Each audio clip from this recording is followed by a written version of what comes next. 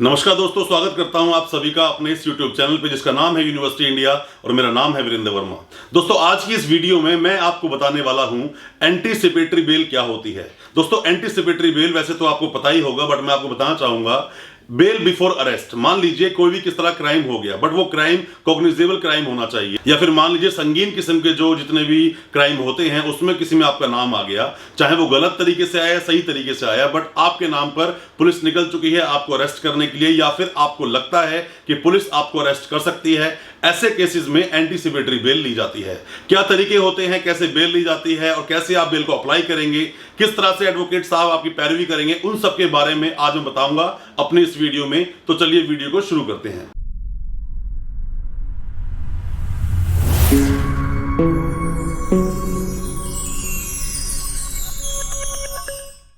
दोस्तों, anticipatory bail before arrest. मान लीजिए आपको डर है कि किसी भी एक केस में जो भी कोई संगीन मामला है, संगीन मामले उस तरह के संगीन मामले होते हैं, कोई ऐसा मान लीजिए कि आपके ऊपर कोई रेप के चार्जेस लगा दिए गए, किसी के अंदर कोई मर्डर केस में आपका नाम आ गया, हाफ मर्डर केस में आपका नाम आ गया, डकैती में नाम आ गया, लूट में आपका नाम आ गया, तो ऐसे मामलों के अंदर, या फिर फॉर्जरी के मामले जो होते हैं, फॉर्जरी चीटिंग के जो मामले होते हैं, आपको मान लीजिए पुलिस आपको अरेस्ट करने के लिए आ रही है, आपको डर है कि पुलिस आपको अरेस्ट कर सकती है, तो उसमें आप लगाते हैं एंटीसिपेटरी बेल, जिसको बेल बिफोर अरेस्ट। ये बेल लगाई जाएगी 438 ऑफ सीआरपीसी के अंदर, मतलब कि 438 सीआरपीसी के अंदर आपकी बेल लगाई जाती है।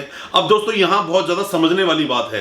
अक्सर हम लोगों को, आप लोगों को रिप्लाई करते हैं और पूछते हैं कि सर मैंने एंटीसिपेटरी बेल लगाई, मेरा केस हुआ था, बट वो एंटीसिपेटरी बेल मुझे मिली नहीं। मैंने सेशंस कोर्ट में भी लगाई और आगे जाके मैंने हाई कोर्ट में भी लगाई, बट उसके बावजूद मुझे हार का ही सामना करना पड़ा और मुझे जेल भी जाना पड़ा। दोस्तों, है क्या चीज, अक्सर ऐसा देखा गया है कि जो एंटीसिपेटरी बेल जब फाइल की जाती है तो जो वकील साहब हैं वो अपने से ही पूरा एक फॉर्मेट बनाकर और जाकर बेल फाइल आपकी कर देते हैं।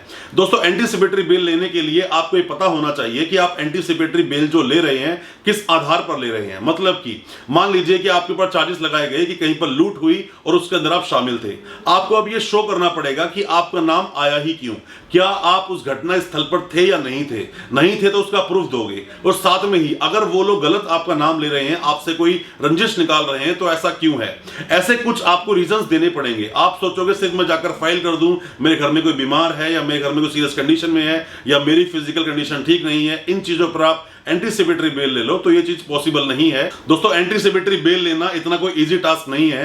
एंटीसिपेटरी बेल लेना खुद हर वकील के लिए, खुद हर एडवोकेट के लिए बहुत बड़ा एक टास्क होता है, क्योंकि इजीली ये बेल नहीं मिल पाती है। बट हां, अगर आपके पास स्ट्रॉन्ग एविडेंसेस हैं कि आपके ऊपर जो इल्जाम लगाया गया वो गलत है, उसकी निष्पक्ष जांच कराई जाए, तो उसके अंदर आपको एंटीसिपेटरी बेल मिल जाती है। और एंटीसिपेटरी बेल लेने के बाद, मान लीजिए आपने एंटीसिपेटरी बेल ले ली, तो एंटीसिपेटरी बेल लेने के बाद एक रेगुलर बेल लेनी होती है, क्योंकि एंटीसिपेटरी बेल में एक पीरियड और टाइम दिया जाता है कि इतने पीरियड के अंदर आप जाकर इन्वेस्टिगेशन ज्वाइन करेंगे, और जो भी आईओ साहब बने हैं वो आईओ उस पर तफ्तीश करेंगे और देखेंगे क्या सही है या क्या गलत है। क्योंकि होता क्या है कि अरेस्ट करने के बाद आपको कस्टडी में लिया जाता है, या तो पुलिस कस्टडी में होते हो या फिर आप जुडिशियल कस्टडी में होते हो। उसके बाद आपको जेल भेज जाता है, और जेल भेजते हैं सिर्फ इसलिए ताकि उसकी इन्वेस्टिगेशन पूरी हो सके। और आपने अगर एंटीसिपेटरी बेल में आकर आपने इन्वेस्टिगेशन को ज्वाइन कर लिया, पूरी इन्वेस्टिगेशन हो गई और ठीक से आपके अगेंस्ट जो भी चार्जेस लगे हैं उस एफआईआर के अंदर आप उसमें नहीं स्टैंड होते हो, तो आपको एंटीसिपेटरी बेल के बाद रेगुलर बेल मिल जाती है। अब दोस्तों, एंटीसिपेटरी मान लो आपको बेल नहीं मिलती है, तो उसके बाद भी बहुत सारे तरीके हैं आपको बेल लेने के। जैसे कि आप जा सकते हो क्वेश्चन के लिए।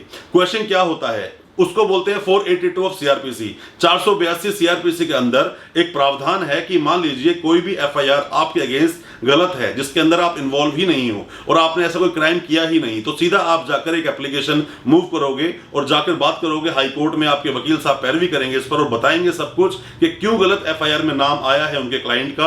और वो जैसे ही उसकी इन्वेस्टिगेशन शुरू हो जाती है, तो आपको पुलिस उसमें अरेस्ट नहीं कर सकती है।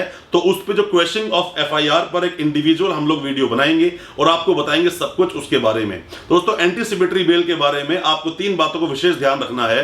पहली बात, आपके पास अपने एविडेंस होने चाहिए कि आप उस घटना स्थल पर, या जो जिसके ऊपर आपका नाम आया है जिस एफआईआर में, उससे आपका रिलेशन ही नहीं है, लेना देना ही नहीं है, आप उसमें थे ही नहीं।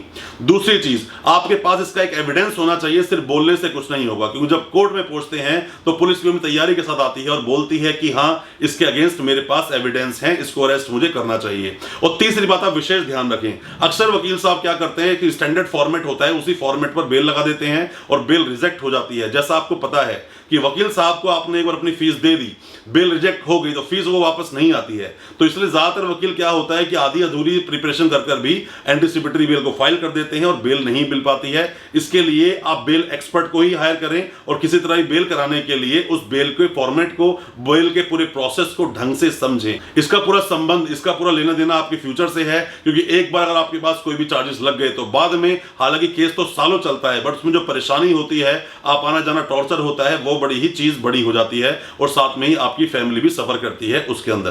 दोस्तों मैं उम्मीद करता हूं जो मैंने आपको बताया एंटीसिपेटरी बेल के बारे में आपको समझ आया होगा, आपने जाना होगा एंटीसिपेटरी बेल कैसे कराएंगे और क्या होता है एंटीसिपेटरी बेल। दोस्तों अच्छा लगा हो आज का वीडियो, हमारे चैनल सब्सक्राइब कर दें, साथ में लगा बेल आइकन जरूर दबा दें ताकि इसी तरह की लीगल अवेयरनेस की वीडियोस आप तक पहुंच सके सबसे पहले। बहुत बहुत शुक्रिया दोस्तों, धन्यवाद हमारी वीडियो के साथ बने रहने के लिए।